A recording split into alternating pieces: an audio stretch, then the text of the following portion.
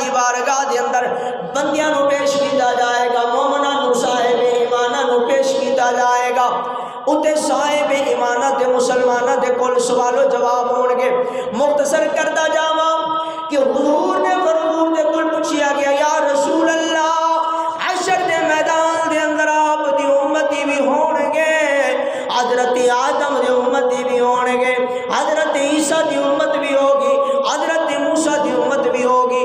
باب آدم تو لے کے سنیا قیامت تک آنے والی ساری انسانیت فرمایا میدان محشر کے اندر جمع ہوے گی۔ یا رسول اللہ تانوں اپنی امتیاں نو سجاننا پوے، پہچاننا پوے، کس طرح پہچانو گے؟ فرمایا کس طرح پہچانو گے؟ میرے آقا نے فرمایا لوگو استبل ہوئے نا گھوڑیاں دا استبل، اور اودے وچ 5 کھلیانی گھوڑے نو بندہ پہچان لیتا ہے۔ جانتے ہونے نے استبل کے آکھتے نے، 5 کھلیانی گھوڑا کے آکھتے نے، شاید نوجوانوں نو سمجھ نہ آئے بزرگاں نو۔ فرمایا 5 کھلیانی جے متھے تے بھی سفید اور جے چاروں پیر بھی سفید ہوں 5 کھلیانی گھوڑا کیا جاتا ہے۔ میرے آقا نے فرمایا جس طرح دوروں 5 کھلیانی گھوڑے نو بندہ پہچان لیتا ہے، اس طرح میں محمد اپنی امت نو بھی پہچان لیتا۔ یا رسول اللہ کس طرح؟ فرمایا میرا امتی صاحب ایمان مسلمان جڑا مسجداں نو آباد کرن والا، 5 گانا نماز پڑھن والا، 5 گانا نماز واسطے جدوں وضو کردا ہے فرمایا ہاتھ دھوندا ہے، منہ دھوندا ہے، چہرہ دھوندا ہے، سر دا مسح کردا ہے، فرمایا اکھاں نو بھی دھوندا ہے۔ اس طرح وضو کرن والے میرے آقا نے فرمایا جتنے تک وضو کرتے وقت وضو دا پانی جسم تے لگدا جاوے گا، فرمایا حشر دے دن وضو والے اعضاء اس بندے دے روشن ہون گے، وضو والے اعضاء دے روشن ہون گے۔ اور فرمایا اکھاں دے اندر بھی پانی جاندا، اکھاں دے گناہ بھی گر جاندے نے، کاناں دا مسح کردا ہے، کاناں دے گناہ بھی گر جاندے نے، فرمایا سر دا مسح کردا ہے، سر دے گناہ بھی گر جاندے نے۔ میرے آقا نے فرمایا اپنے امتیاں نو حشر دے میدان دے اندر وضو والے اعضاء تو میں محمد بڑا چھتی پہچان لیا گا۔ فرمایا نوری آنکھوں میں تو چہروں پہ اجالے ہوں گے، نوری آنکھوں میں تو چہروں پہ اجالے ہوں گے، نوری آنکھوں میں تو چہروں پہ اجالے ہوں گے، نوری آنکھوں میں تو چہروں پہ اجالے ہوں گے، مصطفیٰ والوں کے انداز نرالے ہوں گے۔ حشر دے میدان دے اندر امت محمدیہ دا نمازی، نماز پڑھن والا، مسجداں نو آباد کرن والا، مسجداں نو آباد کرن والا، 5 گانا نماز ادا کرن والا، اے اللہ تبارک و تعالی دا بندہ حضور دا امتی نماز پڑھن والا حشر دے میدان دے اندر بھی میرے مصطفیٰ کریم فرماندے نے میں پہچان دیاں گا۔ اور فرمایا قبر دے اندر بھی حفاظت کرتی ہے نماز پڑھن والے دی۔ فرمایا اللہ دی خوشنودی دا سبب نماز، اللہ پاک دی خوشنودی دا سبب بھی نماز۔ فرمایا تیرے تے میرے آقا دی آنکھاں دی ٹھنڈک بھی نماز، انبیاء کرام دی سنت نماز، اندھیری قبر دا چراغ نماز، فرمایا عذاب قبر تو بچائے گی نماز، اور فرمایا پل صراط آسانی دے نال گزرائے گی بھی نماز۔ اور میرے آقا نے فرمایا نماز نور بھی ہے، اور فرمایا نماز بے حیائی تو بھی بے حیائی سے بچاتی ہے نماز، برائی سے منع کرتی ہے نماز، فرمایا گناہ معاف کراتی ہے نماز، رب کی رحمت کے نزول کا سبب ہے نماز، اور فرمایا بدن کو راحت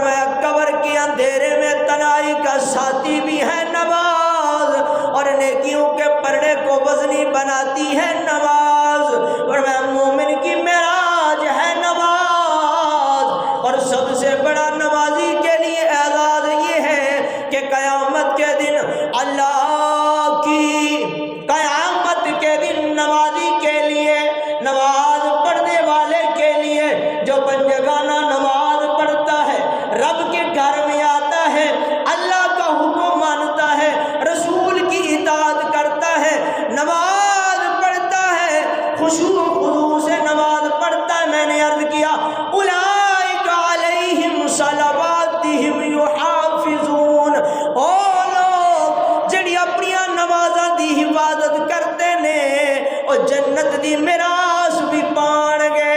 اور فرمایا نمازی لوگاں واسطے سب تو بڑا اعزاز یا کہ بروز محشر اللہ دا دیدار کرائے گی نماز،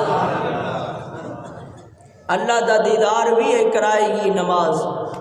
اور جس نماز سے ہم اور تم منہ موڑتے ہیں، جس نماز کی میرے اور تیرے دل میں کوئی اہمیت اور وقت نہیں، یہ نماز کے اتنے فوائد ہیں۔ فرمایا جو 5 نمازیں باجماعت پڑھتا ہے نا، ان کے لیے پتہ نہیں کتنے انعام ہیں۔ ایک انعام یہ ہے کہ اس کی روزی میں برکت ہو جاتی ہے، دوسرا انعام یہ ہے کہ حشر کے دن، قیامت کے دن، روز محشر میں جب نفسا نفسی کا عالم ہوگا، سفارش کرے گی نماز، یہ بھی انعام ہے۔ اور فرمایا جب میزان عمل پہ تیری نیکیوں کا وزن ہو رہا ہوگا، تیرے پلڑے کو جھکائے گی یہ نماز۔ اور فرمایا جب اعمال نامہ دیا جائے گا تو پنجگانہ نماز پڑھنے والے کو دائیں ہاتھ میں اعمال نامہ دیا جائے گا، سیدھے ہاتھ میں اعمال نامہ دیا جائے گا۔ اور فرمایا جو نماز پنجگانہ پڑھتا ہے پابندی سے، پل صراط سے آسانی کی طرح گزار دے گی، بجلی کی چمک کی طرح گزار دے گی یہ نماز۔ اور فرمایا حضور کی آنکھوں کی ٹھنڈک نماز ہے، اور حشر کے میدان میں رب کے دیدار کا سبب بھی نماز ہے۔ کتنا بڑا اعزاز ہے نمازی کے لیے۔ اور نماز کے پڑھنے کے فوائد بہت ساری ہیں، میں تو مختصر بیان کر رہا ہوں، وگرنہ میرے آگے کتاب پڑھیے جسے کہتے ہیں احکام نماز، نماز کے حکم۔ یہ پتہ نہیں 500 صفحے کی نماز ہے، ساری نماز کے فضائل سے بھری پڑی ہے۔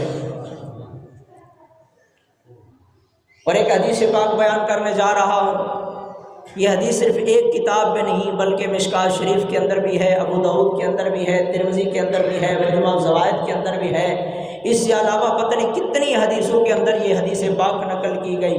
فرمایا حشر کے میدان میں جب رب تعالیٰ کی بارگاہ میں تیری اور میری حاضری لگے گی، جب اللہ کے حضور ہم حاضر ہوں گے، فرمایا فرشتے حساب لینے کے لیے آئیں گے تو اللہ تبارک و تعالیٰ فرمائے گا دیکھو میرے بندے کی اعمال، کھولو رجسٹر میرے بندے کا رجسٹر کھولو، حساب نامہ کھولو، جس کے اندر یہ دنیا میں نیکیاں اور گناہ اور برائیاں کرتا آیا ہے، دیکھو کھولو، اور برائیوں والے پلڑے کو رہنے دو دفتر کو، بلکہ نیکیوں والا پلڑا کھولو، نیکیوں والا رجسٹر کھولو، نیکیوں والا صفحہ کھولو کہ جس کے اندر یہ نیکیاں کرتا رہا اور لکھی جاتی رہی۔ اور فرمایا ان نیکیوں میں سے بھی دیکھو میرے بندے کے فرائض کتنے ہیں، فرض نمازیں کتنی ہیں۔ فرشتے عرض کریں گے مولا ہیں تو صحیح، جس طرح میں نے عرض کیا تھا کہ کچھ ہوتے ہیں نا ٹھاٹھ کے نمازی، اقسام ہے نمازیوں کی، کچھ ہیں 8 کے نمازی، اور کچھ ہیں کھاٹ کے نمازی، اور کچھ ہیں 360 کے نمازی۔ ہوں گے نا فرائض تو ہوں گے، یہ ہماری کمیاں ہیں۔ ٹھاٹھ کے نمازی، اس سے پہلے بات اپنی مختصر ختم کروں، وہ فرمایا نا ایک آدمی تھا، اس نے خنجر لیا ہاتھ میں اور آ گیا مسجد کے اندر۔ یہاں پہ میرے جیسے نمازی کافی بڑے بیٹھے تھے، پوچھنے لگا ہاں بھی کون ہے تم میں سب سے زیادہ ایماندار، سب سے زیادہ ایمان والا کون ہے؟ اب کسی میرے جیسے نکمے آدمی نے کہا جی جناب میں ہوں۔ اس نے ہاتھ پکڑا اور اندر لے گیا، تلوار خنجر اس کے ہاتھ میں پہلے ہی موجود تھا، وہاں پہ مرغی ذبح کی اور خون لگایا، اس کو اندر بٹھایا تو واپس آ گئے مسجد میں۔ دوبارہ پوچھا ہاں بھی کون ہے آپ میں سے سب سے زیادہ ایماندار؟ اب وہ سوچنے لگے صاحب اندر دو گئے تھے، ایک آیا اور تلوار پہ خون بھی لگا ہے، مطلب کام ہو گیا۔ اب سب ڈر گئے، کہیں میں اگر کہہ دیا میں ہوں ایماندار تو باری تو آ گئی، اور ہمارے آج کل حالات بھی ایسے ہی ہیں۔ اس نے باقیوں کو چھوڑ دیا تو مصلی پہ بیٹھے ہوئے امام سے کہا ہاں بھائی تم ہو ایماندار؟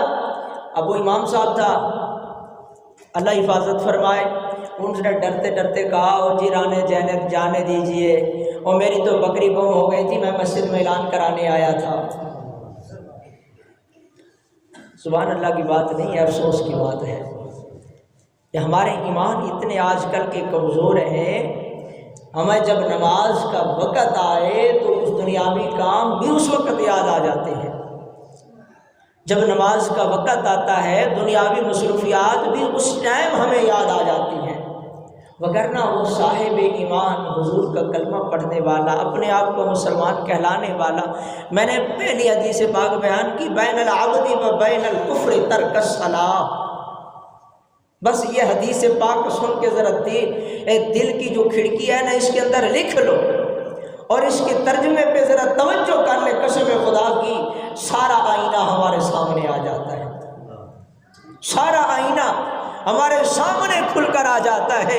حضور نے فرمایا بین العبد و بین الکفر ترک الصلاۃ، فرمایا مومن اور مسلمان اور کافر کے درمیان اگر پہچان کرنی ہے تو دیکھ لو اس کے اعمال کیا ہیں، بس بات ختم ہو گئی۔